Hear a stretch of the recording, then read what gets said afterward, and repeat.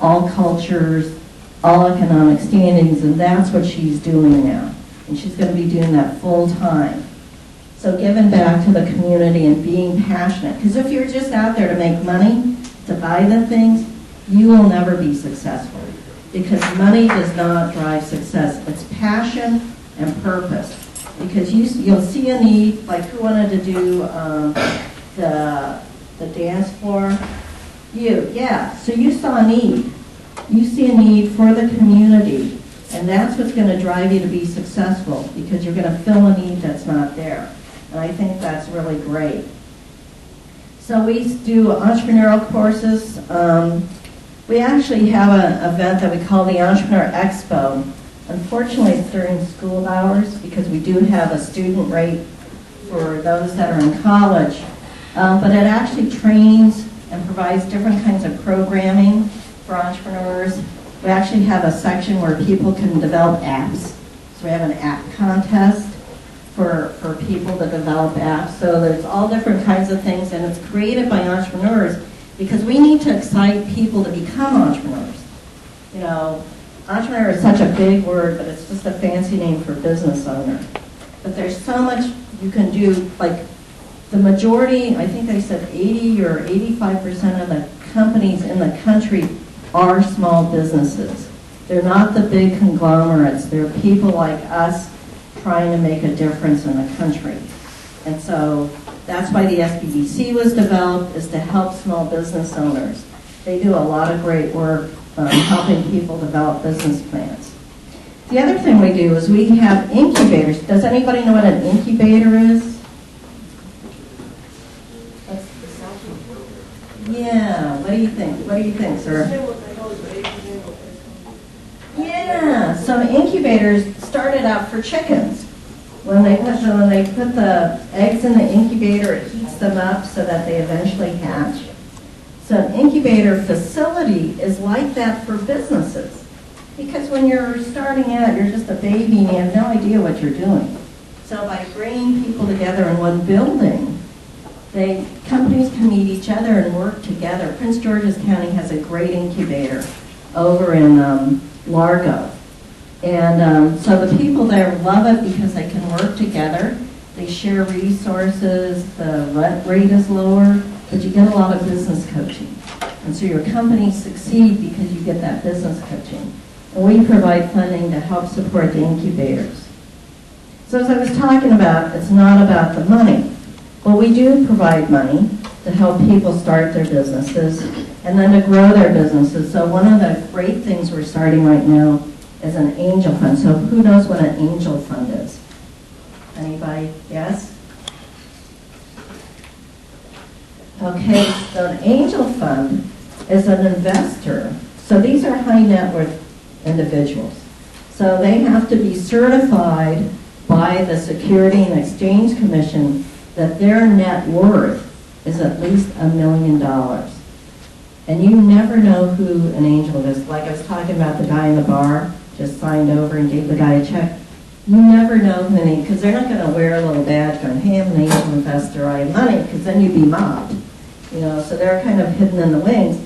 But angel investors are critical because they'll invest in your company for a multitude of reasons. So if you need money, if you go outside of TEDCO, you know, we don't have any more money to give, you might go to an angel investor to help you. So they start restaurants. They do all kinds of, they help do it with retail. Down in Cambridge, Maryland, a new angel fund just started to bring retail business to downtown Cambridge. So what they do, they call them angels because it's heaven when they give you money. You know, you need that money, and it's great to have that money. And so some of them love to do it because they like your business. They're really interested in D'Angelo's business. And I'm like, okay, you need $25,000. I'll give you $25,000. You have to eventually pay me back, but I'm going to help you with your business. So angel investors are really important. So one of the things we're doing right now is we're raising an angel fund of about $20 million to help veterans. And it can be any kind of business for veterans. It's the first fund of its kind. So we're a leader in investors. So we help companies find money. We help bring them high net worth individuals. We have an event called Power of 10. So Power of 10 is we bring 10 companies in and they pitch. So who knows, we talked about the 30-second elevator pitch. So there's an investor pitch. An investor pitch is 10 minutes. So you have 10 minutes to tell me what your company does. Why do I care about your company? What's the history about it? Why do you need to have this business? What's your market? How many people are you going to sell it to? Who's going to buy it? And how am I going to make money? So in 10 minutes you have to tell me all of that. But from that Power of 10 pitch, we have 10 companies presenting. They're all angel investors in the room. Nobody else is allowed to attend. So then these guys can come out and see who are the best and brightest companies out there. So one of the companies I mentor, she's amazing. She was an occupational therapist. Does anybody know what an occupational therapist is? What is it? To help people who are injured. Yes, help people who are injured. So she's a person who's been working with injured people. She works in a nursing home, and she created a new wheelchair. She's not an engineer. She just said, I've been seeing people sitting in these wheelchairs. They're not comfortable. They fall over. You know, they actually get hurt more because they're in this horrible wheelchair. So TEDCO helped pay for her to design a new wheelchair. And I've been mentoring her along the way. So after we helped design the prototype, 2 investors came along, gave her $400,000. Yep, to help her bring it to market, to develop the prototype. And the neat thing is they liked working with her because she was smart and she listened, that they worked with her to develop her product to the point that's ready to go to market. So now we're ready to manufacture, but she needs more money. She needs a few $1 million of money. So she pitched at our Power of 10. And I didn't even know this, but in the audience was an investor who actually ran a medical device company manufacturing. Now, how perfect is that? And he came up to her.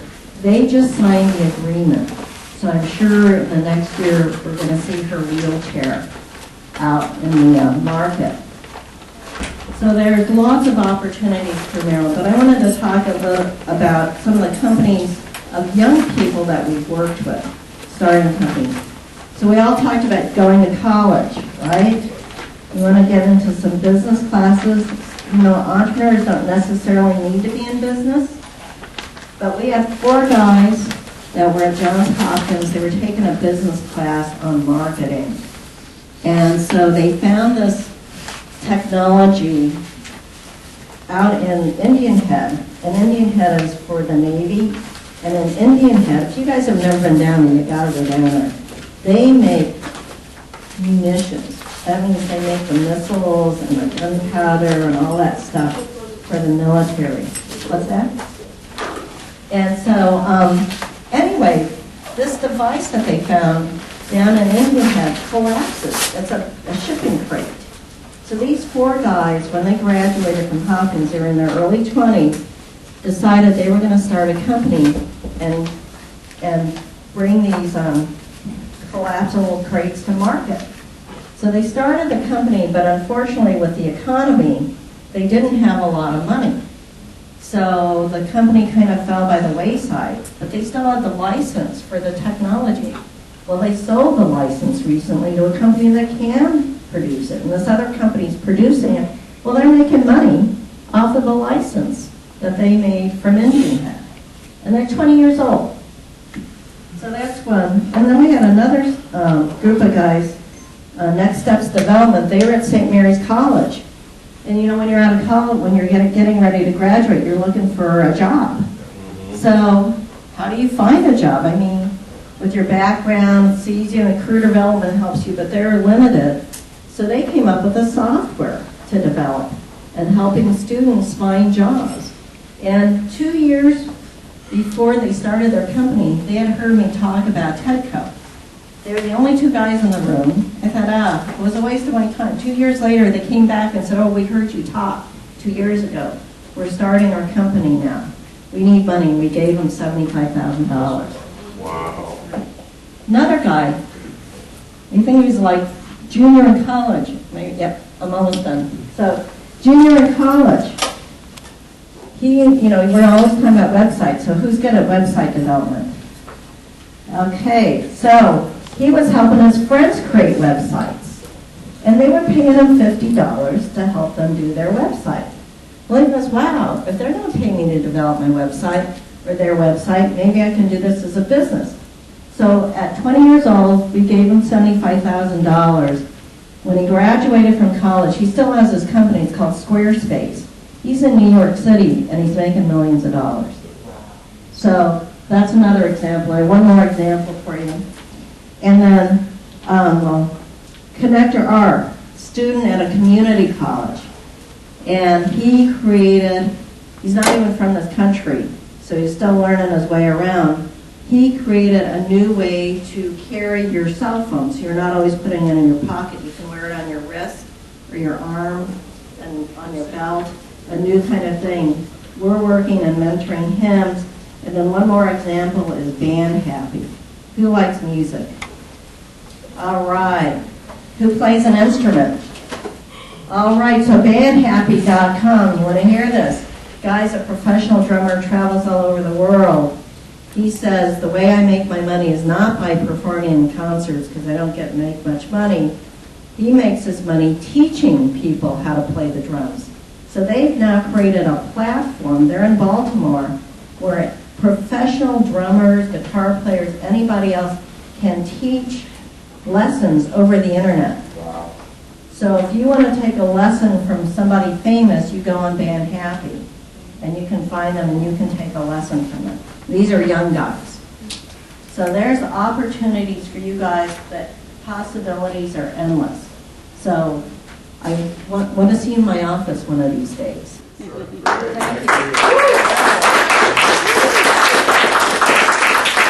Actually, we have one more presenter. We have one more presenter. Let's give Robbie, Ms. Belt, a round of applause.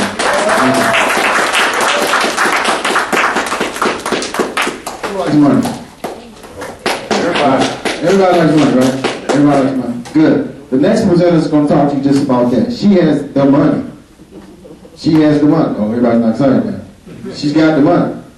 So make sure. Let's give a round of applause, Mrs. Turpin, Ms. Velma Turpin, with M&T Bank. Good afternoon. Well, I'm the money lady. She was talking about all the grants and all the things that she was giving you all. But first of all, I'm supposed to speak on how to start a business. So everybody knows how to start their business? If not, then let me just give you a quick little brief scenario of how to start a business. And then when you get to the bank, then that's where the money comes in at. So as a young entrepreneur, everybody can start a business. And you start a business by creating your idea. And first you got to go to the state of Maryland or DC or Virginia or whoever you state you're in, and you register business. And once you register business, you do it statewide through the state of Maryland or DC or Virginia, or you do it federally through the IRS, where you get your tax ID number. Once you obtain those items and you have your name, and it's already registered, and it's already federal registered, and state registered, then you can come to the bank. And we have the money. Now, most banks requires 2 years to start up a business, tax return. Once you start your business, you got to show that you're capable of running this business, you're earning some of the money, and you're able to pay the loan back. But every bank has a small business administration program that they go through for startup business. So once you get your business organized, you get your plan in order, and you come into the bank and you say, I'm J. Jones of electronic engineer, and I want some money to get my business off the ground. What we would do is refer you to the Small Business Administration, which is a government-run agency. They will take you under their wings. They will help you with your proposal. They will help you write up your plan. And then after all, and they'll educate you on how to do it and what procedure you need to go through to get it started. Once they do that, then they recommend you to me, M&T Bank. M&T Bank, will in turn, will take your loan application, and in turn, will submit it in to the Small Business Administration, and what they do, they guarantee the loan for us. So we are lending you the money, but the Small Business Administration is guaranteeing your backing. They are approving you to come into the bank to get your first backing so you can start your business. Now, would it be good to have some money up front? Of course. Anybody that's starting a business should show some type of good faith effort, that they have some type of money invested in this business. So however much you want to have, is the better it is, the greater it would be for you to approve the loan. But if you don't have a whole lot, and you have a great plan, and the Small Business Administration sees that you're dedicated and committed to it, then you still can afford to start a business. And once you get the funds, of course, then you go on and you produce your plan as you normally would do with whatever your particular business is. Okay.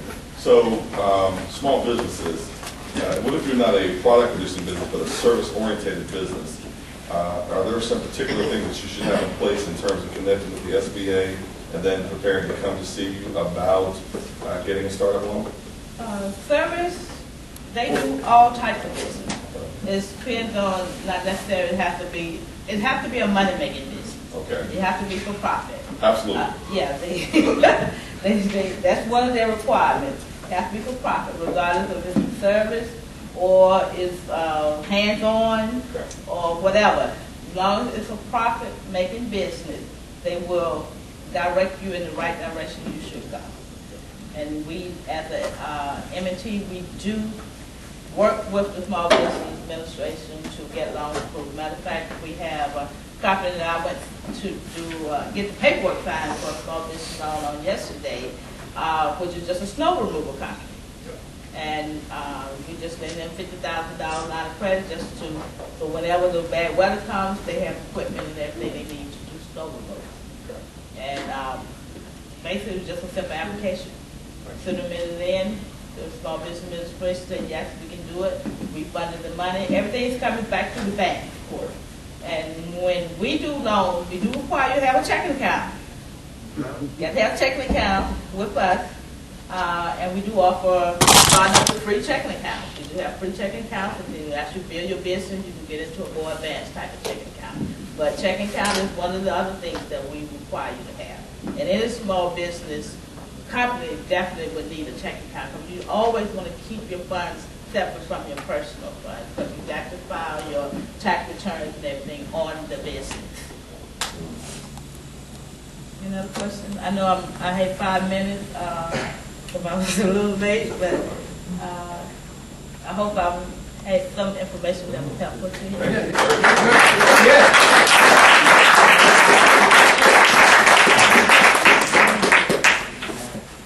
Well, the last person we're going to have, I think it's an honor, Mr. Frankel. Come forward, sir. We gave you a lot of resources now, and this was free. But here's something even more important: knowing the people in your community that you have to influence to get your business going. This is Mr. Mel Frankel. He's a counselor in your area. I'm sorry, in terms of definitely you want to get to know individuals like himself to launch your business. Because once he knows you're in the community, guess what happens? What happens? What happens when a counselor knows your business is in the community? He helps you. He's going to help you. He's going to develop that relationship with you. Along with the resources that you have here, he's going to help you. So we'll give him a couple of minutes and then let you guys go. I know you guys been here for a long time. I appreciate your patience. Definitely. Wish I had some more snacks for you guys. Yeah, good. Thank you. Thank you, guys. And ladies and gentlemen, thank you. And I won't take up a long amount of your time, but I do want to say that this is incredible what you're doing. Being a part of becoming entrepreneurs of tomorrow, building things, building your own businesses. It's really where we're going to win as a community in the 21st century economy. This is where we're going to win. The ideas you all have in your heads right now, and anything all of us can do to help turn those ideas into businesses that are making money for you and the community. On the county council, one of the things I focus a lot on is the money the county spends. The county spends hundreds of millions of dollars every year on what they call procurement. So whether it's building a road, renovating a library like this library just went through some major renovations, whether it's professional services, financial, software development, IT maintenance. The county spends money on all of those things, and they give that money and they bid that money to businesses. The businesses right now making millions of dollars annually from what the county spends alone. Your county. And those are tax dollars your parents pay in. So it's my job, and when I came in office in 2010, I took it on as one of my jobs would be to make sure that every dime that I could possibly get a hold of would go to local businesses in Prince George's County. All right? Because one of the things we found out when I started looking at the issue is that only a fraction of every dollar in our tax dollars is actually being spent with businesses in our own county. Wow. We found that less than 10% of the tax dollar, actually it was just at 10% of every dollar in last year's spending was going to businesses in our county. So that means 9 out of every $10, 90% out of every $1 was going to Virginia, a business in Montgomery County, Pennsylvania, not Prince George's County businesses. So my job is to make sure that that changes. We passed a bill last year called the Jobs First Act. That bill basically says that we want to make sure that half or more of every contract goes to a Prince George's County-based business. And to the extent possible, we want to make sure there are local small businesses in Prince George's County. The reason why we do that is local small businesses are more likely to be minority-owned businesses in the county.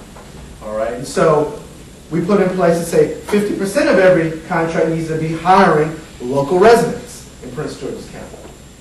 Those are all efforts to try to connect businesses with opportunities that are going to make you successful. It's one thing to have an idea, but it's another thing to have the opportunity to use those services as your own county government, as your customer, to make those funds. So that's just an example of the kind of things I try to do to make sure that entrepreneurs in this county are going to be successful, because that's really where it's going to be for our economy. You know, we in Prince George's County, you see all the big houses that we have in the county. Well, unfortunately, most of our county's tax base is based on residential taxes on houses. The problem with that is that when the economy collapsed, all of those property values collapsed too, which means that our budget went down with it because we were basing our budget on residential property taxes. Whereas if you look at other jurisdictions, look at Montgomery County. Montgomery County has half of its entire budget based on business taxes on businesses, for entrepreneurs, to retail, everything in between. That's the kind of balance that we need to create in our own county. We need to grow those businesses in our own county. And you all are where it starts. If we don't have young minds thinking about that now. I was at an event where they said software development is the manufacturing of the 21st century economy. The manufacturing isn't the mills and the plants that you might think of when you read about in the past. Manufacturing is developing software. And that's really manufacturing in the 21st century economy. So if we got you all thinking about that, and how am I going to start off in becoming a software developer and eventually, having your own company and making, those innovative things happen. If we're not doing that, then we're doing you all a disservice. So that's why what Young Risers is doing is incredible, because this is where it starts. This is where we connect you all with the folks that are going to make that dream that's in your mind and make it happen. And that's why I'm here. I want to encourage what they're doing, and I want to encourage you all to do what you're doing. It's great that in our community we focus on sports, and we do a great job of doing that. But I got to tell you, that's not where it's at. That's not where it's at. I don't think there are any NBA players in this room, to be honest with you. Yeah, y'all might think you're good at sports. Put it out of your mind. It's a fantasy. But I will tell you this. The next CEO of a major software company is in this room right now. All right? The next CEO of a major IT business company is in this room right now. All right, so there might not be any NBA players in here or any NFL players in here. We have And one. put your hands down because you're not going in there. Trust me on that. But you are going to change the world. And what I'm here to tell you is you can do it with your mind. You can just do it with the ideas in your mind. And that's what I want you to focus on. So again, thank you for all of what you're doing. You got in Ms. Mayo here, you got a great role model. I'm sure she spoke. Sorry I didn't get a chance to hear her earlier for the speech before. I want to say that's exactly what we want every young person, every young man and young woman to be doing. That's exactly the vision you should have. And you're not too young to make it happen. That's the other message of looking at her success. You're not too young to make it happen. And anything I can do to facilitate that, I will do that. All right? So congratulate yourselves for being part of this. You're going to change the world.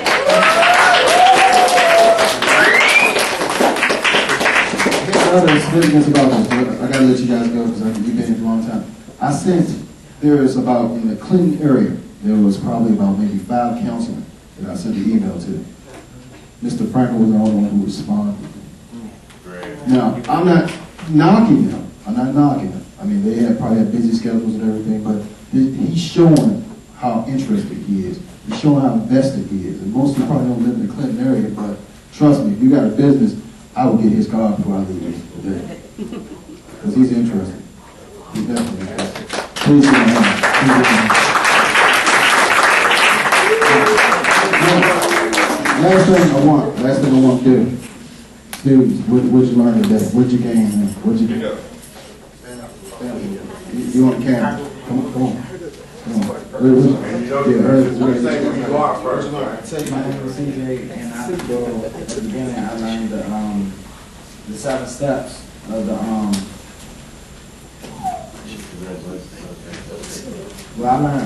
can't remember what the steps are called, but the C for prevention of stage, the establishment businesses, expansion, maturity, decline, or exit.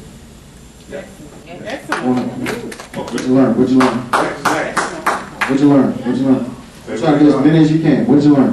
My name is D'Angelo Scott. I learned the steps to making it, to start your own business. I also learned how to network and get around and the things that you need to do to get your business out there, and that I'm not too young to have my own business. And before he starts, understand, mentor the man who is producing this. So give yourselves a round of applause.